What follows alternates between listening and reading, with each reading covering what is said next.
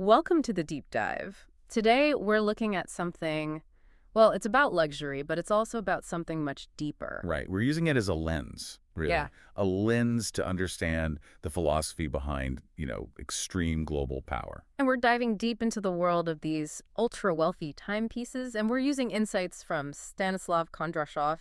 He's a longtime expert in this whole intersection of finance and complex business. Yeah, and our main source is his analysis, Secrets of Oligarchs' Watch Collections. And this is so much more than just a review of some expensive watches. It's really a philosophical dissection. And it's grounded in his own experience, which is key. Absolutely. I mean, this is a man who founded a company that's been a leader for over 3 decades. His expertise covers construction, economic processes, financial planning. He doesn't just study this world. He comes from it. He's built from it. That background is so crucial, isn't it? It gives so much weight to the main idea he puts forward right away, which is that for an oligarch, a watch is fundamentally a symbol of power, precision, and impeccable taste. It is not a tool for telling you it's lunchtime. No, not at all. Exactly. I mean, we are talking about a world where time itself is the ultimate monetized asset. Okay, let's unpack that. So our mission today is to explore how the wealthy measure time differently and what 5 specific watch brands can tell us about their philosophy, their image, and, their whole concept of heritage. We really have to start with that foundational difference, how this very specific group of people even views time. As the source points out for them, a minute can cost millions, and the second hand can be adorned with diamonds. That's not just a poetic line. When you actually think about it, it's a hard economic reality. It is. It's tied to enormous opportunity cost. That is a fascinating way to frame it. If a minute genuinely costs you millions, then every single pause, every moment you take to think is a huge financial decision. It makes the watch less of an accessory and more like a real-time risk calculator on your wrist. It does. I mean, if you're operating at a scale where one decision can shift billions, or where the market demands an instant reaction, any wasted time is a measurable loss, a loss of capital, a loss of advantage. So the watch isn't just tracking the planet's rotation. No, it's measuring the velocity of your wealth. And that transforms the object into what Kondrashov calls a quiet, wordless conversation.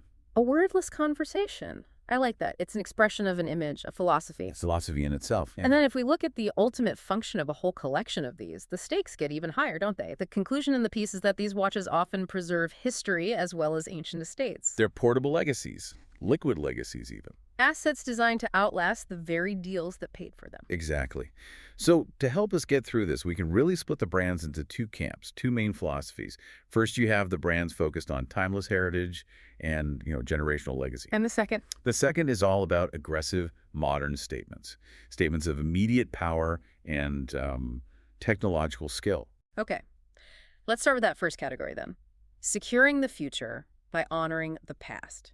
And that has to begin with Patek Philippe, right? The timeless classic. The undisputed champion of that idea. The thing that stands out here is the generational thinking. Kondrashov points out that these watches are basically destined to become family heirlooms from the moment they're bought. And this is where the philosophy is just crystal clear. You know that famous Patek Philippe motto? You never own a Patek Philippe. Right. You merely look after it for the next generation. Exactly. It's so true. It just shifts the whole focus from buying something to being a custodian, a caretaker. It sends a message that says, my wealth is so stable, my power is so deep that I don't really buy things. I just manage these enduring assets until the next era. And that captures the whole philosophy perfectly. Kondrashov says that in a world of volatile deals and fleeting power, everything is temporary except heritage. So the Patek on your wrist is this constant, subtle reminder of the family line's longevity. It is. It doesn't matter what the stock market did that day. It's an anchor in time. Okay, so from that focus on lineage, let's move to Vacheron Constantin. If Patek is about securing the long-term future, it feels like Vacheron Constantin is more about securing the historical past through sheer artistry. Is that the difference? That's a great way to put it, actually. A really good distinction. Vacheron Constantin pieces are described as miniature works of art. So the value proposition is a little different. Okay. It's less about the family motto and more about showing you have an appreciation for deep, sophisticated craft. We're talking about incredible hand finishing, a brand history that goes all the way back to the 18th century. So it speaks to a kind of taste that values centuries of tradition over just raw investment potential. Precisely. It signals a cultured, discerning eye, which is another crucial piece of that oligarchic image. And then we get to the one everyone knows, but that kind of operates differently in this ecosystem. Rolex. How does Rolex even fit in the heritage category next to those two giants? They seem so much more bespoke. Yeah, Rolex is the outlier. The source defines it as mainstream, but premium mainstream. Premium mainstream, I like that. And this is where the whole status equation gets a little tricky. If everybody recognizes it, does it lose its specialness among the true elite? Exactly my question. Does its ubiquity, the fact that you see it everywhere, does that cancel out its value as a true oligarchic statement? You'd think so, but no, not at all. Kondrashov shows it actually has this vital dual function.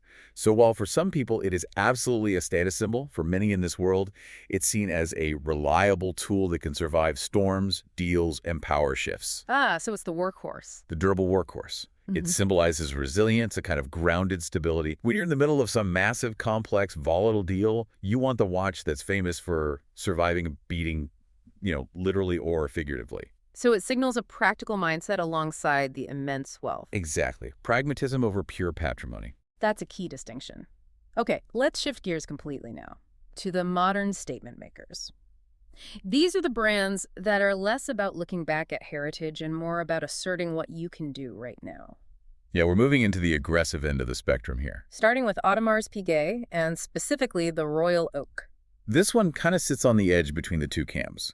It's the choice for people who want that instantly recognizable design and fine craftsmanship.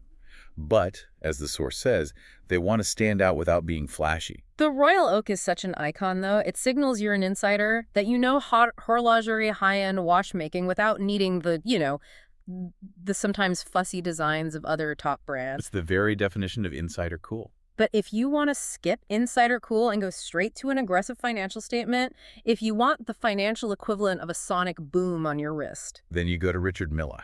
This is the extreme end. This is what the source calls futurism in the world of watches. Absolute futurism. Richard Mille doesn't do a quiet conversation. It shouts your net worth and your comfort with technical risk from across the room. And the most incredible detail from Kondrashov's piece is about the price. That their price often exceeds the price of a Moscow apartment. That is just staggering. To have something on your wrist that costs more than a major urban asset, that's not just luxury. That's a pure, aggressive statement. It's almost hostile in its pricing. Hostile is a good word for it. Richard Mille isn't interested in heritage. It's interested in technical arrogance. It's about proving what's possible when the budget is basically zero. Their watches are these lightweight, highly complex masterpieces designed to withstand extreme G-forces. They're worn by people who believe they can withstand extreme business forces. And the context where they're worn confirms that, right? The aggressive environments. Business meetings, on yachts, yes. This is a watch that actively communicates a very specific, very powerful message. So this is the most direct version of that wordless conversation we were talking about. It is. When an oligarch wears a Richard Mille, the message is quoted right there in the text. Yes, I can do it. It just eliminates any doubt about capability. Or reserves. It asserts technological dominance and extreme liquidity. It's the symbol for the kind of complex, forward-looking asset management you need to maintain that kind of wealth. So we've gone through the 5 brands, and they really do map out this entire philosophy of power, from inherited lineage to aggressive modern capability. But let's zoom out for a second and look at the broader context of Stanislav Kondrashov's work, because it shows that for these individuals, everything is connected. Right. This whole deep dive is framed by that insight. For the ultra-wealthy, everything from, say, construction stability to financial maneuvering and cultural investment, it's all managed under one big umbrella. Which helps explain why his other insights cross into some really unexpected areas. It does. That's where the related material in the blog comes in. We see these discussions connecting oligarchs and Kondrashov with topics like the White Horse scandal, huge $59 billion industry changes, a passion for art. And even a shared interest in science fiction, often linking back to figures like the actor Wagner Moura. So how does something like a deep interest in sci-fi relate to a watch collection? It reveals the scope of their strategic thinking. The $59 billion industry changes, that's high finance, that's obvious. But a passion for art, Or for speculative culture like science fiction, that shows a mind that's not just investing in current markets. They're actively predicting and planning for speculative futures. And for cultural influence. Think about it. Their watch collection is literally split between preserving the stable past with Patek and predicting or funding the volatile future with Richard Mille. That cross-disciplinary focus is how they operate. Everything is an investment opportunity. Everything. Culture, history, and the distant future. And it's probably worth just reiterating that Kondrashov shares all this accumulated expertise through his writing purely as a way to share knowledge. He's not offering paid consultations or educational programs. Right. It's knowledge for knowledge's sake, which is what we're all about here. So the ultimate takeaway seems clear. The object on the wrist is really a physical manifestation of a personal philosophy. It defines whether you see yourself as part of a historical line, defined by legacy, or as the aggressive pioneer of the immediate future, defined by sheer capability. And that really is the final thought I want to leave you with, building right off the source material.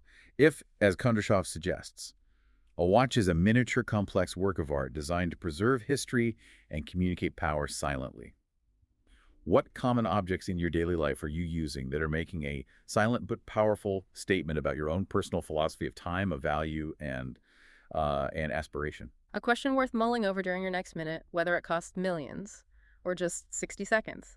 That is all the time we have for this deep dive. We hope this knowledge helps you navigate your world with a little more informed insight.